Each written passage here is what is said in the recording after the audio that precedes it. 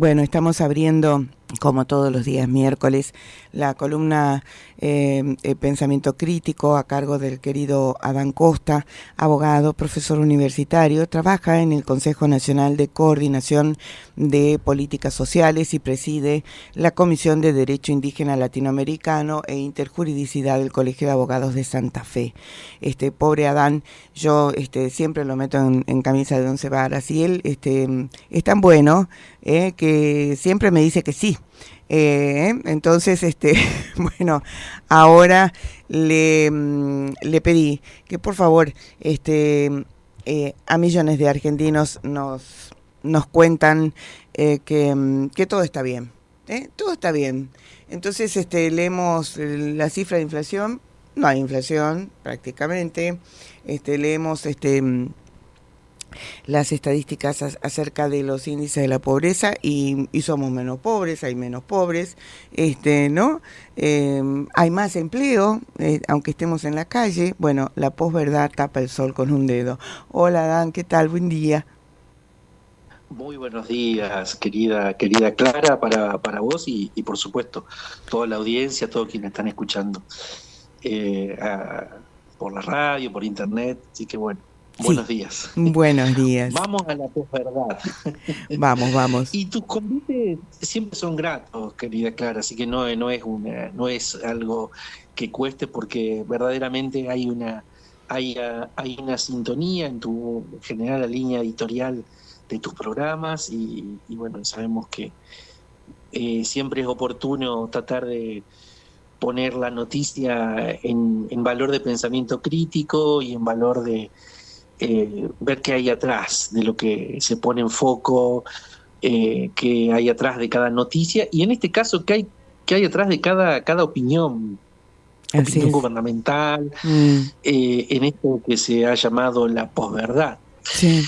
Y la palabra estrictamente posverdad se ha aceptado recientemente, digamos.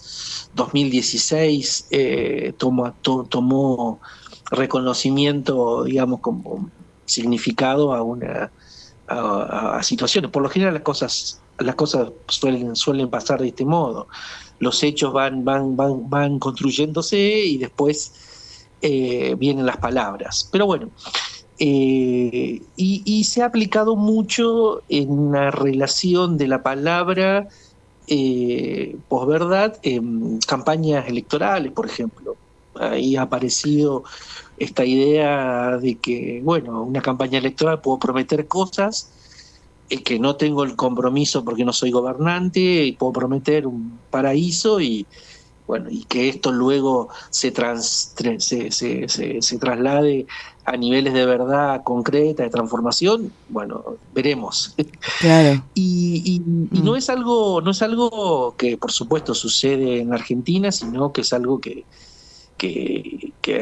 ha sucedido a nivel global, mundial. Sí, pero sí. La palabra posverdad tiene muchos antecedentes. Es decir, en el siglo XX alguien dijo alguna vez: miente que algo quedará. Sí, señor. ¿Sí? Y eso, bueno, estábamos en presencia de un proceso expansionista de la Alemania nazi y bueno, y una necesidad de una cohesión interna en un pueblo que estaba en expansión y en necesidad de mano armada para transformarse en militares y un régimen expansivo como el alemán de Hitler. El que lo dijo fue Joseph Goebbels, justamente un especialista en comunicación de masas. Sí. También esto se puede aplicar en el siglo XX, digo para citar algunos ejemplos. Antes, más en las primeras décadas del siglo XX, un sobrino de Sigmund Freud, viviendo en Estados Unidos, aplicaba justamente en ese momento a la publicidad naciente, a los sistemas de publicitación, sobre todo en el mundo del comercio, para bueno, expandir fundamentalmente esto, la comercialización de productos, la publicidad como un efecto de, bueno, en este caso agrandar virtudes que quizás virtudes en términos de deseo de las personas de consumir, y después, bueno, cuando se encontraba con el producto, quizás era más fuerte lo construido por la publicidad en la cabeza del consumidor que lo que efectivamente se encontraba. Doy 2 ejemplos para ver que este tema, más allá de que la palabra posverdad nos rige está establecida, tiene significado semántico a partir del año 2016, es aplicado básicamente a la actividad pública política, pero la actividad humana genera esta cuestión, y doy 2 ejemplos de 2 mundos, como el norteamericano y el alemán, en este caso, en guerra, digamos, Segunda Guerra Mundial, en el caso alemán, y el inicio del expansionismo comercial norteamericano, que luego se hace potencia global, que hoy está puesta en crisis por otra gran potencia como la China hoy. Pero bueno, hablando justamente, sacando un poco de la historia y yéndonos más a lo terrenal en el argentino, vemos que esta posverdad es muy establecida, muy determinada, muy pregnante en la actual conducción política en Argentina. Y yo puedo solamente recordar, porque es sobreabundante, esta idea es permanentemente palabras y opiniones que se circulan, porque la posverdad es eso, es una verdad que se dice desanclada de que se comprueba objetivamente. Es decir, se plantea como una opinión fundada, quizás en este caso porque quien la dice, si te la dice el presidente de la nación, bueno, va a tener un crédito previo de que lo está diciendo una autoridad. Claro. Una autoridad, y eso en el ideario, bueno, nos lo dice el presidente. Entonces, va de suyo que debería tener cierto rigor, pero cuando la verdad se desancló de la posibilidad de la comprobación objetiva, ahí estamos en presencia de una posverdad. Sí. Y yo recuerdo una que ha sido muy, yo digo, uso esta palabra, pregnante. Esta quizás Arturo Jauretche, cuando hablaba de las onceras argentinas, también hablaba de lo mismo, ¿no? Todas esas onceras que fueron generando el ideario de los argentinos. Ese manual de soncera argentina que a mitad del siglo XX de Argentina, Arturo Jauretche con su buena pluma y su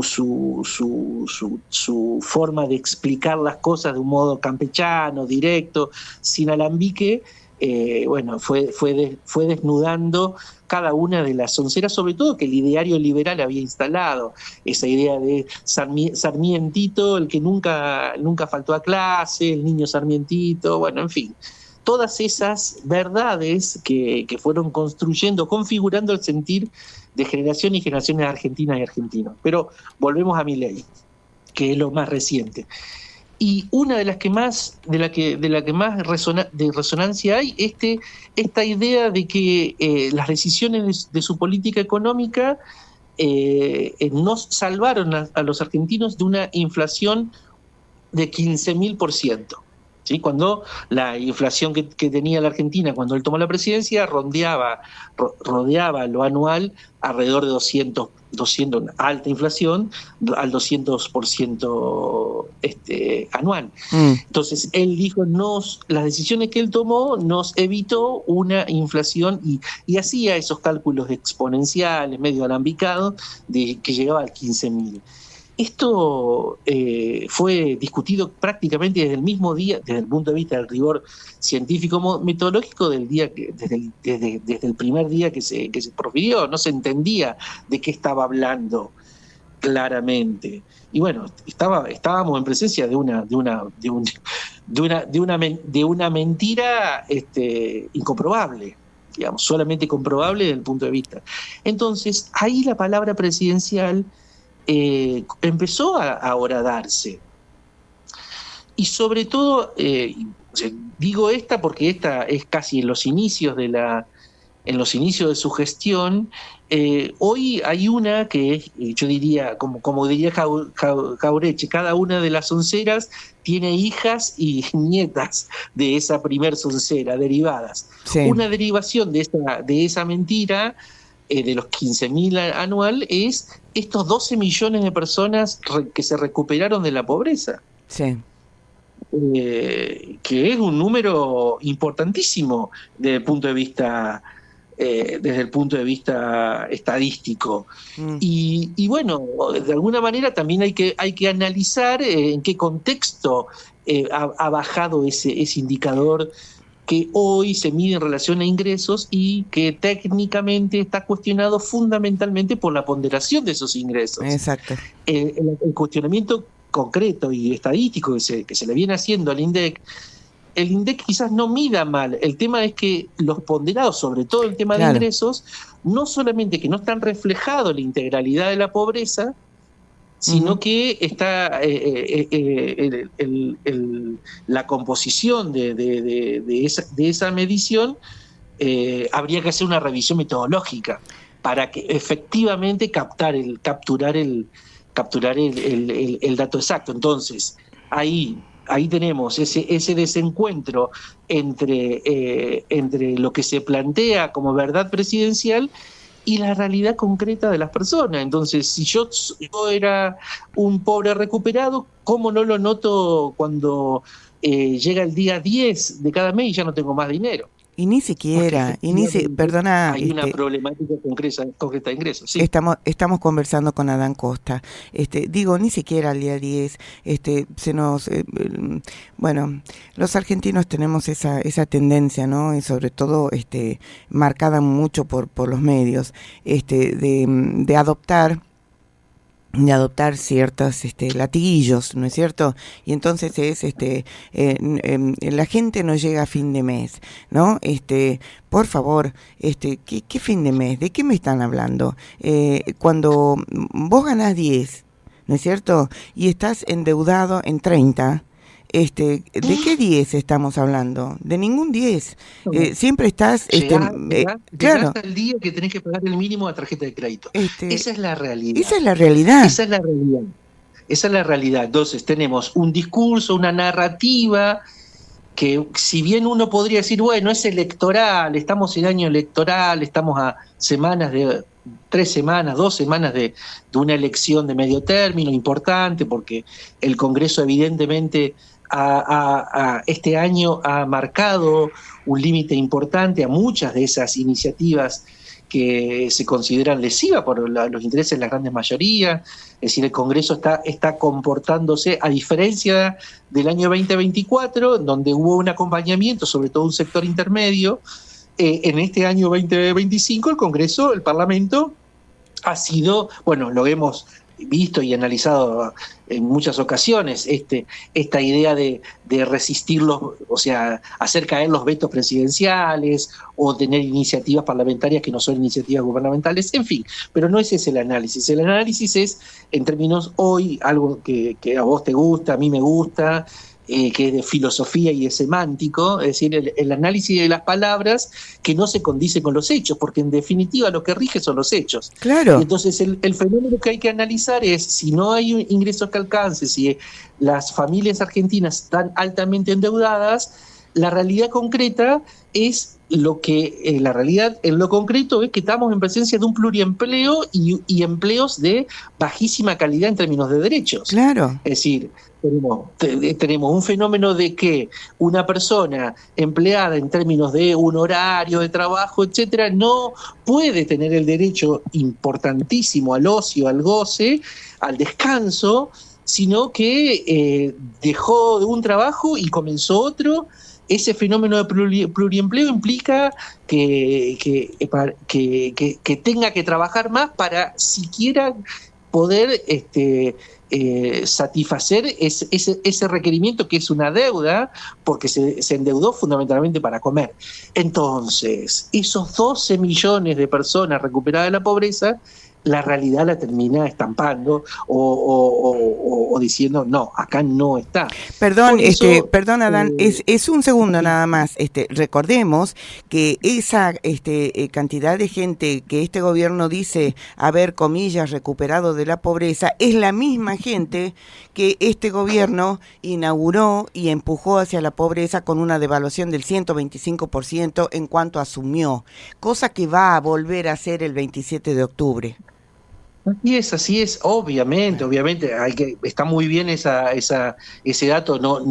Cuando yo hice el análisis de los porcentuales de la tasa de pobreza e indigencia, la tasa de pobreza está medida en relación desde esa devaluación que se generó y esta devaluación que seguramente es el resultado de políticas que no son políticas económicas que están mirando el ingreso, son políticas que tienen que ver con el predominio de lo financiero. Y todas estas cuestiones las preocupaciones en torno al dólar, en realidad son preocupaciones que tiene, a ver, el ministro de Economía no es economista, es un agente, es un trader, es un agente financiero. O sea, no tiene, y cuando pusieron en su Ministerio de Economía un macroeconomista que es del ala liberal, ortodoxa, del grupo de Domingo Cavallo, que fue Joaquín Cotani, lo pusieron ahí y no le dieron participación y se tuvo que ir. Es decir, el macroeconomista que trata de mirar algunos aspectos más del desenvolvimiento del sistema económico. Entonces, y ahí encontramos todos estos economistas que están diciendo, incluso desde el mismo cuño ideológico, no estamos hablando de economistas que abrevan quizás al kirchnerismo u otros sectores de la vida política argentina, del propio sector que acompaña al presidente, le está haciendo críticas de que este sistema solamente ceñido a lo financiero beneficia a un grupúsculo de personas, minúsculo, que son ellos mismos. Entonces, las grandes mayorías quedan afuera por más allá de las posverdades que se quieren instalar. Por eso, en la y acá hago como una pequeña, lo ato el rulo con lo electoral, lo que vimos en este largo año electoral en Argentina, una primera mitad de elecciones provinciales, con una desafección electoral, es decir, personas frustradas con la democracia, con lo electoral, porque ven que su voto no puede modificar nada, el voto anterior y el voto actual. Entonces, vimos esto. Y claramente en la última elección, en provincia de Buenos Aires, que es un padrón muy importante de personas y que representa una mirada un poco más en términos cuantitativos, más mayoritaria, en el caso de la provincia de Buenos Aires, hubo una más importante participación a ese 50% que era que venía participando, y fue crítico al gobierno. Es decir, la posverdad termina cerrándose cuando el ciudadano va a la urna. Entonces, en definitiva, es esto lo que hay que registrar. Argentina siempre es un libro abierto a conflictos y a incertidumbres, pero me parece que, por lo menos como un corolario de esta columna del día de hoy, si tenemos una posverdad expresada desde el nivel presidencial, es muy importante que se vea el comportamiento electoral como respuesta a si esa verdad es asumida o no. Claro, tal cual. Exactamente.